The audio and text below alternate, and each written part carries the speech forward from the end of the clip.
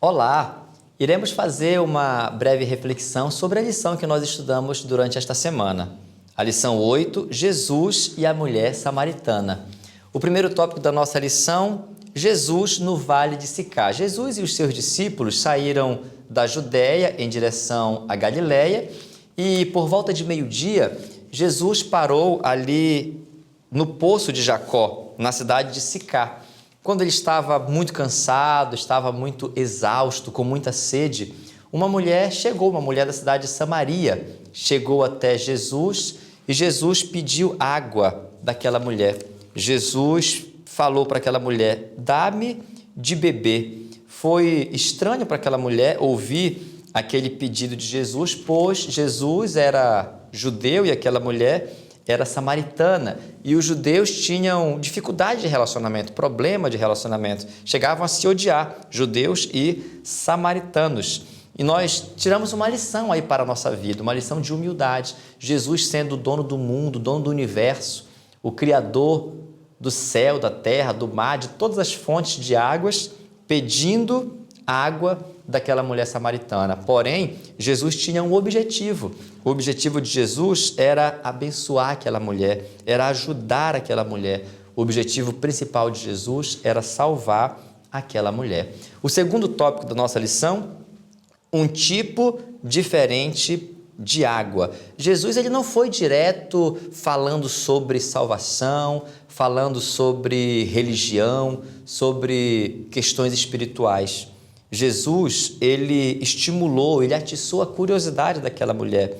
Jesus falou para ela assim, se tu conheceras o dom de Deus e quem é o que fala contigo, dá-me de beber, tu lhe pedirias e ele te daria água viva. Então Jesus falou de uma água diferente daquela que estava ali no poço. Ele falou de uma água viva. Aquela mulher não entendeu de início, ela não entendeu o que Jesus estava querendo dizer. Ela achou que Jesus estava se referindo à água física, à água material, aquela água que está ali no poço, até que Jesus explicou para ela a diferença. Jesus falou para ela que as pessoas que bebessem daquela água, aquela água que estava ali no poço, voltariam a ter sede, mas as pessoas que bebessem da água que ele desse, que é a água viva, a pessoa não voltaria mais a ter sede. Tem um trecho da nota que diz assim, essa água simboliza a vida de Cristo e é essencial que cada pessoa a obtenha ao estabelecer uma conexão viva com Deus. Então, a bendita, humilde e grata confiança será um princípio permanente na alma. A fé viva varrerá o medo que nasce da descrença. Contemplaremos o caráter daquele que nos amou primeiro. Então, Jesus ofereceu água viva para aquela mulher. E o que é essa água viva? Aquela mulher, ela continuou não entendendo. Ela achou que aquela água que a pessoa não ia mais ter sede era uma água física que a pessoa não precisaria beber água novamente. Inclusive, ela falou para Jesus, então, dá-me dessa água para que eu não precise voltar novamente a este poço para buscar água, não tenha que fazer essa viagem cansativa.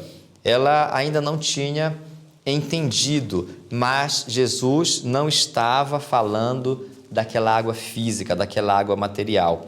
Aquele em quem Cristo habita tem dentro de si a fonte da bênção, uma fonte de água a jorrar para a vida eterna.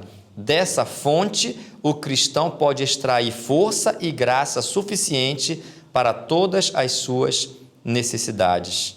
A água viva é Jesus, é a presença de Jesus na minha, na sua e na nossa vida. Quem tem Jesus tem tudo, é até o título de um livro.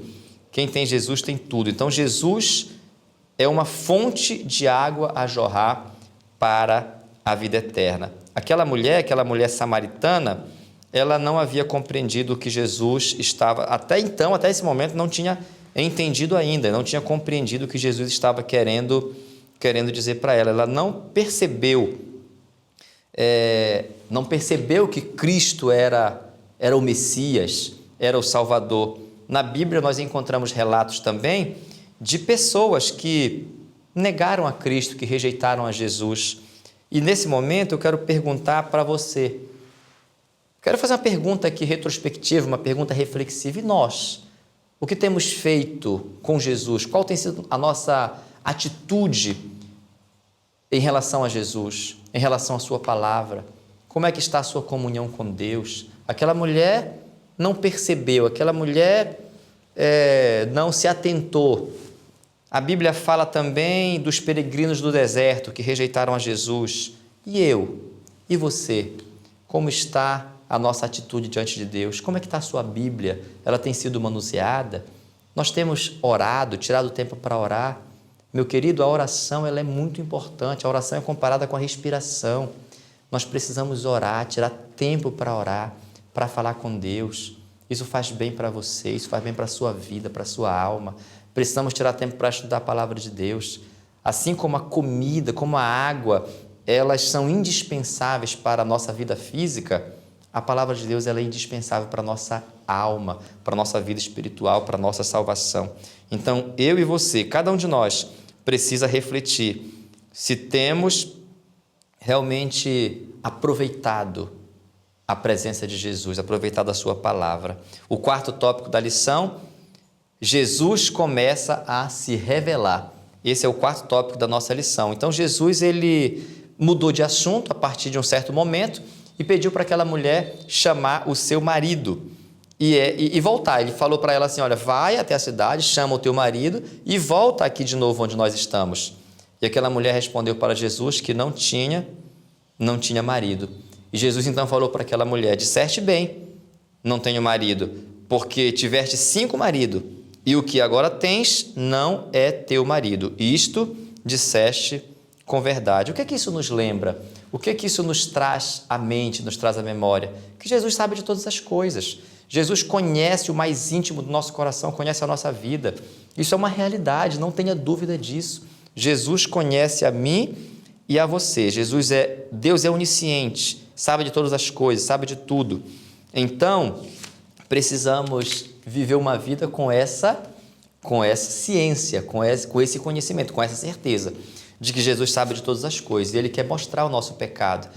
Ele vai usar métodos para mostrar o nosso pecado. E ele pode estar querendo usar a mim e a você para mostrar o pecado de alguém também. Com a melhor das atitudes, com a melhor das formas, com o melhor dos meios.